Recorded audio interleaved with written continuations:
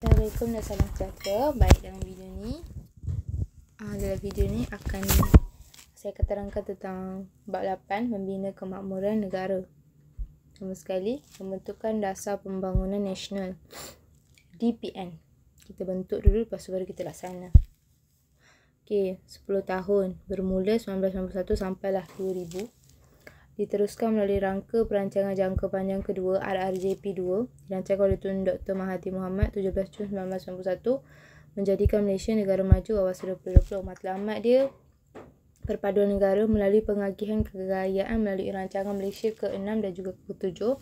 Objektif DPN mewujudkan masyarakat yang bersatu padu dengan pengekalan pembangunan ekonomi yang seimbang.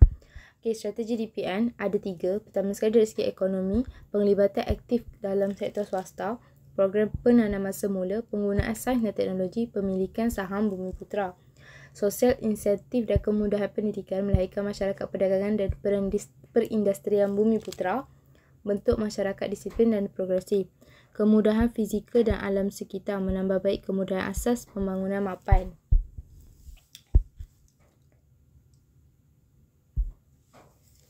Okey, kalau tengok ke sini, kita untuk mudahkan hafal, dia punya ni dirancangkan Tun Dr. Mahathir 17 Jun 1991 sampai 2000. So, selama 10 tahun lah melalui RRJP2. Usaha menjadikan Malaysia negara maju wawasan 2020. Okey, matlamat dia perpaduan negara melalui pengagihan kekayaan rancangan Malaysia ke-6 dan juga ke-7. Okey, objektif dia, ini matlamat, ini objektif. Objektif dia memwujudkan masyarakat yang bersatu padu dengan pengekalan pembangunan ekonomi yang seimbang. Dan memang sasar pembangunan nasional. Pembangunan nasional ni strategi DPN. Okey, pembangunan nasional. Strategi dia ada 3. ESF. Ekonomi dia fokus kat swasta.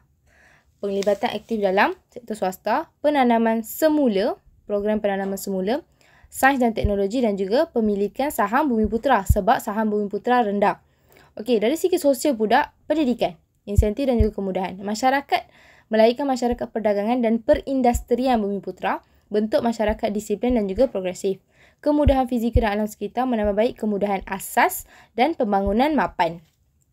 Okey, pelaksanaannya adalah pembasmian kemiskinan, pemberian subsidi dan sokongan diteruskan untuk nelayan dan petani. Golongan belia dapat latihan agensi kerajaan dari seperti Pusat Latihan Kemahiran Giat Mara dan institusi latihan perindustrian. So, untuk membasmi kemiskinan, kerajaan memberikan subsidi dan juga sokongan yang kepada nelayan dan juga petani. Untuk golongan belia pula, latihan daripada agensi kerajaan seperti Pusat Latihan Kemahiran Giat Mara dan juga ILP, Institut Latihan Perindustrian. Penyusunan semula masyarakat, pembentukan masyarakat perdagangan perindustrian Bumiputera MPPB, tingkatkan tenaga kerja dan penyertaan Bumiputera, pengurusan harta dan etika perniagaan, pemberian kontrak, kuota, lesen perniagaan, penyertaan Bumiputera dalam IKS. Okey, penyusunan semula modal saham, meningkatkan saham Bumiputera sekurangnya mencapai 30% pemilikan, penguasaan dan pengurusan sektor moden, memperkasakan program penswastaan, contoh MARA, PERNAS dan juga PKEN. Pembangunan wilayah, peranan MARDI, Malaysian Agriculture Research and Development Institute. Konsep pertanian pintar, penyebaran industri terpilih. Okey, pencapaian DEB, Dasar Ekonomi Baru dan juga DPN. Okey, dalam dari aspek sosial, kadar kemiskinan turun. Di mana dalam DEB daripada 49.3% turun kepada 17.1%. 17.1% untuk tahun 1990. 49.3 turun kepada 17.1. Daripada 70 sampai 90 dalam 20 tahun je. Okey, kalau DPN ni pula mengurangkan kadar kemiskinan kepada 7.2. Daripada 17 ni turun lagi 7.2 pada tahun 2000. 10 tahun lah lepas ni. Okey. Yang kedua, peningkatan kualiti hidup. Tahap kesihatan, infrastruktur, Kesihatan, infrastruktur kesihatan seperti klinik dan juga hospital semakin baik membangun untuk keperluan rakyat. Kemunculan golongan pertengahan, wujud golongan profesional, pemodal dan juga teknikal, pentadbiran, pengurusan yang dikelaskan sebagai golongan pertengahan. Masyarakat perdagangan dan juga perindustrian Bumiputera membentuk kelas Bumiputera komersial. Golongan pemodal saham, pemilik syarikat, usahawan muda telah pun makin meningkatlah, membuka banyak tawaran pekerjaan untuk bantu golongan miskin dan juga mengelakkan pengangguran.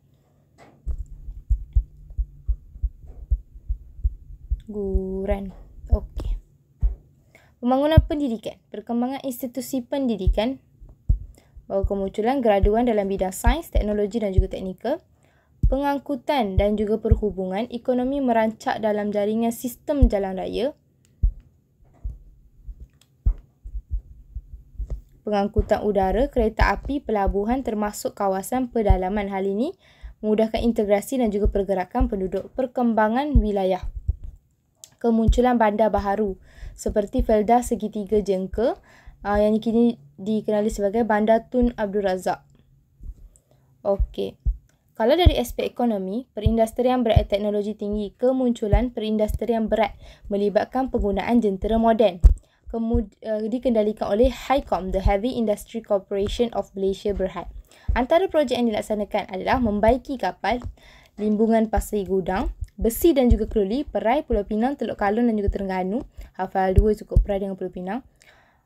Sebagai contoh saja, loji gas cecair Bintulu Sarawak, stesen jalan kuasa Raub dan juga Pahang.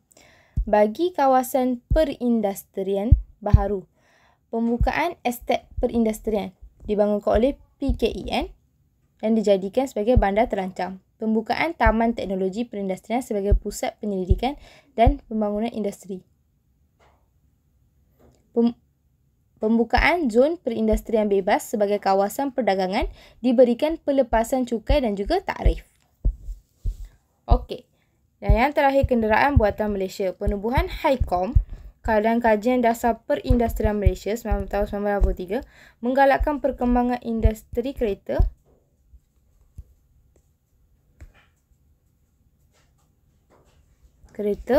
motosikal buatan Malaysia. Perusahaan automobil Proton 7 Mei 1983 dan juga Pro 2 1983, 10 tahun lepas Proton. Penubuhan motosikal enjin nasional sendirian Berhad, Modernas.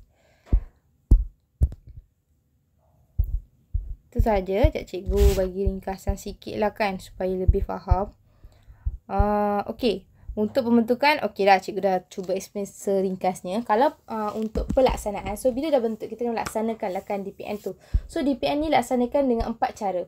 First, dia basmi kemiskinan. Dia basmi kemiskinan tu dengan bagi subsidi dan juga sokongan kepada nelayan dan juga petani. Golongan belia pula dibagi latihan agensi kerajaan. Sebab golongan belia ramai yang menganggur pada masa itu. Jadi ini cara untuk golongan belia ni dapat kerja. So bila dapat kerja, dapat gaji. Gaya hidup pun akan lebih bagus. Okey, so golongan belia latihan agensi kerajaan, pusat latihan kemahiran giat mara dan juga institut latihan perindustrian. Okey, yang kedua, disusun semula masyarakat. Pembentukan Masyarakat Perdagangan dan Perindustrian Bumiputera MPPB untuk meningkatkan tenaga kerja dan penyertaan Bumiputera. Pengurusan harta dan juga etika perniagaan. Di sini, kerajaan memberi kontrak, kuota dan juga lesen perniagaan dan penyertaan Bumiputera dalam IKS.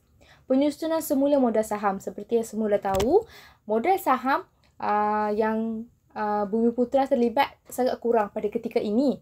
Namun, DPN ingin meningkatkan saham Bumiputera sekurang-kurangnya 30% pemilikan, penguasaan dan juga pengurusan sektor moden. Selain itu, boleh juga memperkasakan program penswastaan. Contoh Majlis Amanat Rakyat, MARA, Perbadanan Nasional Berhad, PERNAS, Perbadanan Kemajuan Ekonomi Negara, PKN. Dan yang keempat, pembangunan wilayah. Malaysia Agriculture Research and Development Institute, MARDI. Berperananlah dalam pembangunan wilayah DPN ini. Okey, konsep pertanian pita, penyebaran industri terpilih. Okey. Pencapaian DB dan juga DPN. Dari aspek sosial, kita ada 1, 2, 3, 4, 5, 6, 7. Kita ada 7. Kemiskinan, kualiti hidup, kemunculan golongan pertengahan, masyarakat perdagangan dan perindustrian Bumiputera, pembangunan pendidikan, pengangkutan dan perhubungan dan juga perkembangan wilayah.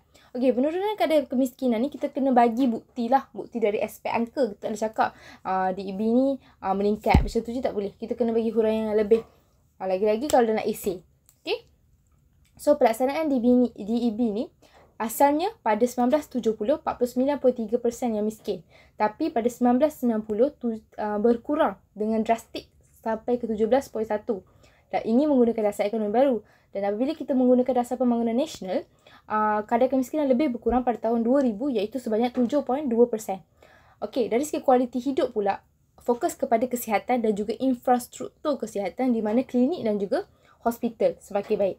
Yang ketiga, golongan pertengahan. Golongan pertengahan, contoh golongan profesional, pemodal, teknikal, pentadbiran dan juga pengurusan dianggap sebagai golongan, dikelaskan sebagai golongan pertengahan. Okey, masyarakat perdagangan dan juga perindustrian Bumiputera. Kelas Bumiputera komersial. Sebab kita dah banyak ada golongan pemuda saham, pemilik syarikat dan juga usahawan. Membuka banyak tawaran pekerjaan. Yang ini akan mengurangkan pengangguran dan golongan miskin. Pembangunan pendidikan. Di sini, institut pendidikan semakin berkembang dan menyebabkan peningkatan graduan dalam aspek sains, dalam bidang sains, teknologi dan juga teknikal. Pengangkutan dan juga perhubungan. Ekonomi merancak lagi dengan jaringan sistem jalan raya, pengangkutan udara, kereta api, pelabuhan. Even dekat kawasan pedalaman pun ada. Ini memudahkan pergerakan penduduk. Dan yang terakhir dari aspek sosial, perkembangan wilayah di mana bandar baharu muncul iaitu yang dikenali sebagai Bandar Tun Abdul Razak. Okey, dari segi ekonomi pula kita ada 3 sahaja. Perindustrian berteknologi tinggi sebab perindustrian berat melibatkan jentera moden mula muncul. Okey, HICOM, The Heavy Industries Corporation of Malaysia Berhad. Okey, antara projek yang dilaksanakan ada 4 projek. First, membaiki kapal. Yang kedua, besi dan juga keluli, Perai dan juga Pulau Pinang. Yang ketiga, loji gas cecair, Bintulu, Sarawak. Dan yang keempat, stesen jana kuasa Raut Pahang. Okey, yang kedua, kawasan perindustrian baharu, di mana estet baharu telah pun dibuka oleh PKEN dan dijadikan sebagai bandar terancang. Pembukaan Taman Teknologi Perindustrian sebagai pusat penyelidikan dan pembangunan industri. Dan juga pembukaan zon perindustrian bebas sebagai kawasan perdagangan yang diberikan pelepasan cukai dan juga tarif. Dan yang terakhir, kenderaan buatan Malaysia. Okey, HICOM dan juga Kajian Dasar Perindustrian 1983 galakkan perkembangan industri kereta dan motosikal buatan Malaysia. Contohnya, Proton 7 Mei 1983 telah pun dibentuk. Dan juga Pro2 1993. Selain daripada itu, Modernas, penubuhan motosikal dan juga International Sendirian Berhad. Okey, itu sahaja untuk video ni. Terima kasih.